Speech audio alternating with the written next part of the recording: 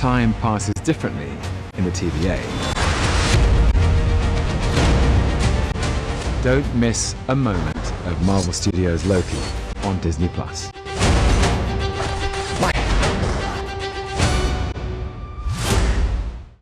Welcome back, everyone. This is going to be my brand new Loki trailer video. Tom Hiddleston also recently talked about what's actually going on in the series, revealed a bunch of details about the story that we didn't know before, so I'll break all that stuff down. If you're brand new to the channel, I'll be doing videos for all the episodes in a couple weeks when it starts, so be sure to subscribe to get those. We're doing that Disney Plus giveaway for memberships. All you have to do to enter is be a subscriber and leave all your theories about what's really going on the series. Because Tom Hiddleston recently confirmed some of my theories about what's actually going on, who the actual main villain of the series is going to be, and what's happening with some of these other versions of Loki from alternate realities. Also because we just got that Eternals trailer and they're telling the origin of the MCU, so to speak, in a very cosmic sense, I'll talk about the connection between the Asgardians like Thor, Odin, Loki, and the Eternals characters. Because Odin knows about all this stuff that's going on with the Celestials, eternity, the larger cosmic concept, so he knows all about the Eternals. But in the new Loki trailer, you see him hopping around time and space, Doctor Who style. If it wasn't clear, they aren't just traveling to alternate universes of the multiverse, they're also traveling to the past, present, and future of the MCU inside these alternate realities.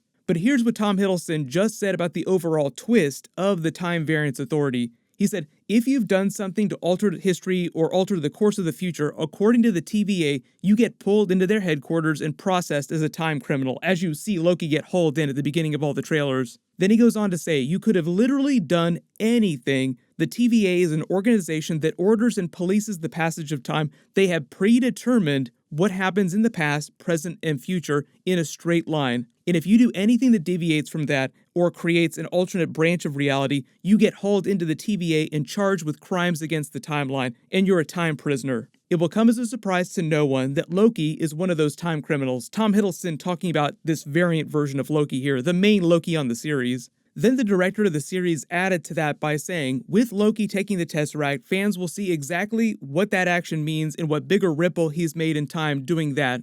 It causes him to be more reflective about his actions and why he's done what he's done. So what Tom Hiddleston is clarifying is the Time Variance Authority predetermines the future of the MCU. They decide what happens in the future as if there's no chance of true free will. Like if anyone deviates from the Timekeeper's predetermined course, that's when they get hauled into the time prison in their citadel. Or they get erased from existence like the person does hilariously in the Q line here. And as he also clarifies, you don't have to have committed a serious infraction against their plan for the future. It can literally be anything as simple as just choosing not to do something that the Timekeepers had preordained that you were supposed to do on a particular day. Like you turned left when you should have turned right. And I feel like this just confirms some of my theories about who the real villains of the series are supposed to be. It's another WandaVision situation where on WandaVision, yes, Agatha Harkness was kind of the antagonist for a lot of the series, but really it was Tyler Hayward, who's in charge of SWORD, comes off as more of the mustache-twirling traditional villain. Like a situation where the inmates are running the asylum. So even if the Timekeepers themselves aren't super evil, the Time Variance Authority, just like SWORD, will probably wind up coming off as more of a villain than most of the alternate versions of Loki in these other universes, the other timelines. And while some of them do seem pretty terrible, I think that's all meant to be a big misdirect. They kind of did that on WandaVision too, where they want you to think that Scarlet Witch might be the villain, at least in the first couple of episodes, like, oh no, she's the one that's orchestrating all these people's lives, using them like puppets to her own whims. But really, by the end of the series, you find out that wasn't exactly the case. So for example, in the clip where Loki is getting hauled into the time theater and Owen Wilson's character Mobius is getting ready to show him the highlight reel of his life, like basically show him a rewatch of all the Marvel movies, even though it's written to be a funny scene, he's actually telling the truth. That's the real comedy there, is that Loki is not wrong when he's talking about the quote-unquote time lizards, how ridiculous this all is, orchestrating the lives of trillions of people across the timeline to their own whims. So you're part of the TVA's courageous and dedicated workforce. Yes. You were created by the Timekeepers. Yep. To protect the sacred timeline. Correct. Is that funny? The idea that your little club decides the fate of trillions of people across all of existence at the behest of 3 space lizards, yes, it's funny. It's absurd. And here's even more evidence to back that up. The showrunner, Michael Waldron, recently talked about some of the main inspirations for how they wrote the story. I've already talked about how he came from the Rick and Morty TV shows, so I've already talked about some of the creative energy that they borrowed from Rick and Morty. But he also said that one of the major influences for the way they wrote the episodes and the characters was Blade Runner, and that it was Owen Wilson's character, Mobius, who's supposed to be like their version of Deckard, the hard-boiled detective working inside the system, who's very nonplussed by all this sci-fi craziness and situations they get themselves into. Like, Loki's trying to outfox him here, and he's just completely unimpressed. And as you probably guessed, all the different versions of Loki, all the variants, are supposed to be like the replicants that they're hunting down and killing, or terminating, if you want to make the Blade Runner reference a little more on the nose, because the replicants were more like living machines. But who is the actual main villain of the Blade Runner movie? Yes, Roy Batty, the leader of the replicants, is kind of the antagonist, but at the end of the movie, you wind up completely sympathizing with him. He just wants to live. That iconic speech of his, Tears in the Rain. I've seen things you people wouldn't believe. Attack ships on fire off the shoulder of Orion. I watched C-beams glitter in the dark near the Tannhauser Gate. All those moments will be lost in time, like tears in rain. Time to die.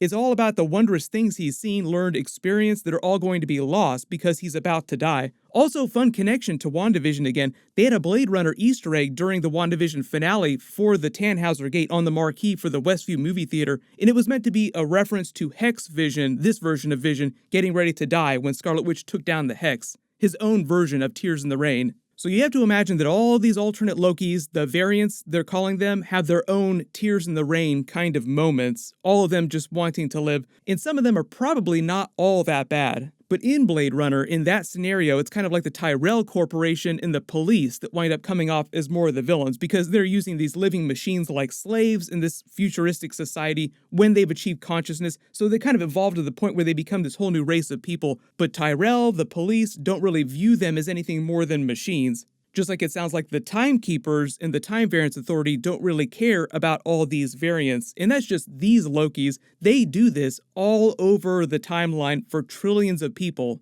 They'll get rid of anything that does not adhere to their very strict plan for the future. In my other Loki videos, I've also made Hitchhiker's Guide and Doctor Who references to them portraying the TVA like the worst kind of bureaucrats you could think of, like the Time Lords on Doctor Who are the worst bureaucrats you could think of, or to be more on the nose, the Citadel of Ricks on Rick and Morty, which are now very literally being run by evil Morty. So the main Rick, C-137 Rick, thought they were terrible to begin with. Now they're more overtly terrible. So early theory, they do wind up getting rid of some of these alternate Lokis, the genuinely bad ones, but since it seems like they're trying to hype up Lady Loki or female Loki here, whatever you want to call her, she'll end the series in the most Loki way possible by faking her own death. And our variant Loki will wind up sympathizing with a lot of these alternate versions. Even he himself is a variant, or to make another Blade Runner reference, he is one of the replicants himself. But it seems like maybe they do have bigger plans for female Loki, Lady Loki in future seasons like Loki Season 2 or some other Marvel movie or Disney Plus series. Maybe she'd come back. Like, I don't think they'll wind up killing off every single one of these alternate Lokis. An early theory is, though, that over the course of Season 1, this Loki, our main version of Loki, and Owen Wilson's Mobius character will uncover shadier things going on inside the Time Variance Authority. Like, things inside the TVA will only get worse before they get better, and they'll use the ending of Season 1 to sort of set up a larger mystery within the TVA that they'll deal with in a Season 2 plot when that winds up happening. They did confirm that there will be a Season 2. Like, the main plot of Season 1, pretty simple. Loki breaks the timeline by stealing the Infinity Stone, the Space Stone, creates a bunch of branched timelines that they have to close down. But usually what you do with series like this, or even to make another Rick and Morty reference, is you get more meta with future seasons. The Season 2 plot gets more meta in that it digs more into the inner workings of the TVA and what's really going on with the Timekeepers. Like, I don't think we're going to learn everything about the Timekeepers in the MCU during Season 1. And they'll sort of spin that mystery up as it becomes more of a lead-in for Kang the Conqueror crossover type stories, connections to that character in the future, in the way he's manipulating the timeline. Because if the TVA themselves wind up being kind of villainous themselves, even if it's only indirectly, then it would be an easy way to portray Kang the Conqueror of the MCU as more of an anti-hero type of character, or at least more of a complex villain. Like, he's a powerful character who doesn't agree with the Timekeepers' plan for the future, which is actually accurate to the comics. That is sort of his relationship with them in the comics.